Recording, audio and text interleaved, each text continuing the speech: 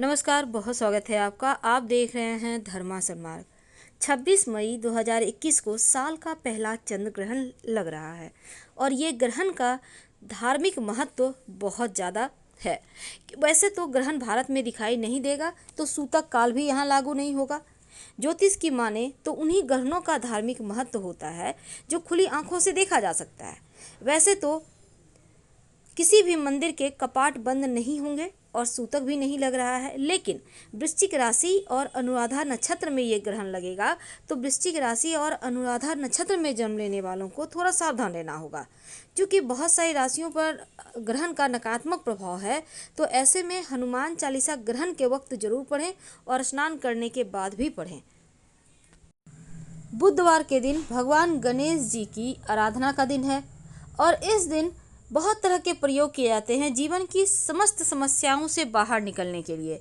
अगर आप धन की मुश्किलें हैं तो क्या करें, जीवन में कष्ट हैं तो क्या करें, नौकरी व्यापार में तरक्की नहीं हो पा रही है तब क्या करें, तमाम तरह के प्रयोग किए जाते हैं। तो आज बुधवार के दिन यानी भगवान गणेश की आराधना करके कैसे आप जीवन की शुभ कामनाओं को पूरा कर सकते हैं, क्योंकि ऐसी मान्यता है कि इनके सच्चे मन से आराधना करने से रुके हुए कार्य भी बनने लगते हैं।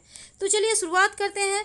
सबसे पहले हम बात करेंगे, अगर आपके कोई कार्य हैं ऐसे जो रुके हुए हैं, अगर लंबे समय से कोई भी कार्य रुका हुआ है, आप चाहते हैं कि निर्विघ्न रूप से वो कार्य आपके बनने लगे, तो फिर आप किसी भी बुधवार के दिन गणेश जी को गुड़, याद रखिए गुड़ और धनिए का भोग लगाएं। धनिया बिल्कुल साबुत होगा, धो लीजिएगा और गुड़ और धनिया एक प्लेट पर रखकर उनको भोग लगाइए। बाद में इसको प्रसाद के रूप में खा लीजिएगा पूरे परिवार के साथ। आपके जीवन में जो भी परेशानी है, जो भी कार्य आपके अटके हुए हैं, कैसा भी कार्य हो, नौकरी व्यवसाय का कार्य हो, घर का कोई भी काम हो ऐसा जो अधूरा है, आप चाहते हैं पूरे हो जाए, वो पूरे होने लगते हैं। कई बार क्या होता है, जीवन में बहुत सारी परेशानियां एक के बाद एक आने लगती है और आप उसको समाधान आपको नहीं मिलते। तब बुधवार के दिन आप गणेश जी को दूर्वा और सिंदूर अर्पित करें, यानी आप गणेश जी के सामने थोड़ा सा सिंदूर रखिए और दूर्वा उनके चरणों में रख दें। मान्यता है ऐसा करने से जीवन की समस्त परेशानियां, बाधाएं दूर हो जाती हैं और साथ ही साथ समस्याओं का अंत भी हो जाता है। तो ये प्रयोग आप किसी भी बुधवार के दिन कर सकते हैं, कोई दिक्कत नहीं है। जब आप उन्हें दूर्वा अर्पित कीजिएगा तो फिर गणेश जी का कोई भी मंत्र जप कर सकते हैं, ओम गंग गणपतये नमः भी बोल सकते हैं। जो महिलाएं हैं वो सिंदूर अर्पित नहीं करेंगी, एक प्लेट में रख देंगी, और जो पुरुष हैं वो गणेश जी को सिंदूर पहना भी सकते हैं, माथे पर टीका कर सकते हैं।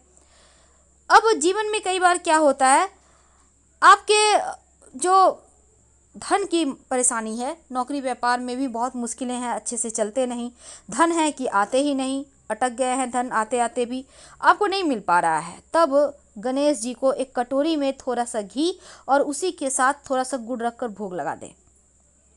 कहते हैं ऐसा करने से लक्ष्मी की कृपा बनती है और जीवन में धन आने लगता है, जीवन में कभी किसी चीज़ की कमी नहीं होती। तो ऐसे में आप गणेश जी को गुड़ और घी का भोग लगाएं तो आपके जीवन में लक्ष्मी आ जाती है, स्थिर रहती है। कई बार होता क्या है कि आप चाहते हैं कोई तांत्रिक प्रयोग करें। अब तांत्रिक प्रयोग क्या होता है, तांत्रिक प्रयोग वो होता है जो हम थोड़ा लीक से हटके करते हैं काम, यानी थोड़ा अलग से। हालांकि ये अलग से नहीं है, आक का पुष्प तो गणेश जी को भी अर्पित होता है। तो अगर आप आक का पुष्प, आक तो आपको पता है शिव जी को जो अर्पित किए जाते हैं, तो अगर आप बुधवार के दिन घर के मंदिर में या फिर बाहर में कहीं भी जाकर, कोई भी मंदिर में जाकर गणेश जी को 8 की संख्या यानी 8, 7 8 होता है ना, तो 8 आक का पुष्प अर्पित करें। तो ऐसा करने से लक्ष्मी अस्थायी तौर पर आपके घर में रहती है। बाद में इस पुष्प को उठाकर सुखाकर किसी लाल कपड़े में बांध कर रख लीजिएगा और इसको 6 महीने तक रखें, फिर बाद में उसको हटा दीजिएगा, मिट्टी में दबा दीजिएगा। वैसे तो बुधवार के दिन किन्नरों को भी पैसे देने का विधान है। बुधवार के दिन अगर कोई किन्नर दिख जाए तो उनको कुछ धन जरूर दें और बदले में अगर आशीर्वाद के रूप में एक सिक्का मिल जाए तो संभाल के रखिएगा, धन की बरकत देगा, धन कभी खत्म नहीं होगा। अब चूंकि यहाँ पर बुधवार के दिन गाय को भी हरा चारा खिलाना चाहिए, क्योंकि इससे आपका बुद्ध बेहतर होता है, जीवन की परेशानियाँ समाप्त होती है। बहुत सिंपल है, लेकिन आज हम आपको और भी खास प्रयोग बताने वाले हैं जो आपके जीवन की कठिनाई को दूर करेगा। तो चलिए जानते हैं। देखिए, गणेश जी की पूजा करने के लिए आप किसी भी बुधवार का दिन चुनना है आपको, इस बात का ध्यान रखें। शास्त्रों में मूषक की सवारी करने वाले गणेश जी प्रसन्न करने के लिए कुछ खास उपाय करें, ऐसा शास्त्रों में वर्णन आता है, तो आपके जीवन के कष्ट दूर होते हैं।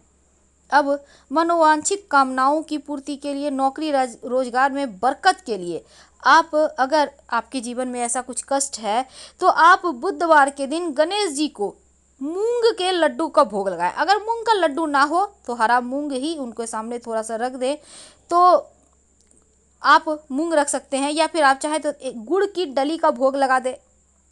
थोड़ा सा मूंग रख दीजिए किसी बर्तन में और एक गुड़ का डली का भोग लगा दें, या 5 छोटे छोटे टुकड़े ले लें। ऐसा आप लगातार 7 बुधवार तक करें। प्रसाद के रूप में गुड़ को खा लीजिएगा। अब भगवान गणेश जी को चूंकि लड्डू बहुत पसंद है, इसलिए वो जल्दी प्रसन्न होते हैं।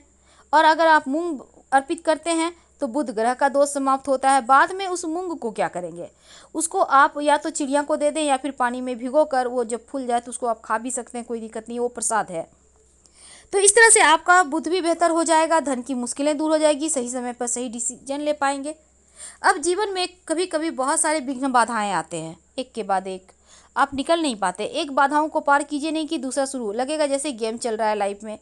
अब शास्त्रों में भगवान गणेश को विघ्नहर्ता कहते हैं, इसीलिए गणेश जी को हरा दुर्वा जरूर अर्पित करें, क्योंकि अगर आप हरा दुर्वा अर्पित करते हैं तो भक्तों पर सदा कृपा अपनी बनाए रखते हैं, ऐसा स्वयं माँ पार्वती भी कहती हैं। तो गणेश जी को विघ्नहर्ता कहते हैं और अपने भक्तों के विघ्न को दूर वो जरूर करते हैं। अगर नियमित रूप से आप दुर्वा अर्पित करते हैं, और ये आप चाहें तो 11 या 21 गांठ दुर्वा के लेकर उसको लाल के धागा में बांधकर आप गणेश जी के गले में पहना सकते हैं माला की तरह। इससे भी वो बहुत जल्दी प्रसन्न होते हैं, जीवन की समस्त परेशानियां दूर कर देते हैं, आपके नौकरी रोजगार की समस्याएं दूर हो जाती हैं, बरकत होने लगती है। बाद में इस दुर्वा को लेकर अपने पॉकेट में रख लें, आपके तमाम कार्यों की बाधाएं दूर होगी और खूब सफलता मिलेगी। अब एक छोटा सा प्रयोग चावल का। देखिए, किसी भी बुधवार को ये प्रयोग आप कर सकते हैं। क्या करेंगे, केला का पत्ता ले लें, केला का पत्ता ना मिले तो पान का पत्ता ले लें। अब इस पर थोड़ा सा चावल रखें, ज़्यादा नहीं, थोड़ा सा। इस पर एक सिक्का रखें, एक सुपारी रखें, सुपारी पर लाल धागा लपेट देंगे या पीला धागा लपेट दीजिएगा, मौली धागा का टुकड़ा लेकर। अब भगवान गणेश जी के सामने इसको रख दें। गणेश जी से प्रार्थना करें जीवन की मुश्किलें दूर हो जाए। उसके बाद जो सुपारी है उसको गणेश जी के सामने रहने दें। जो पैसा है अपने पर्स में लाल कपड़े में लपेट के रख लें।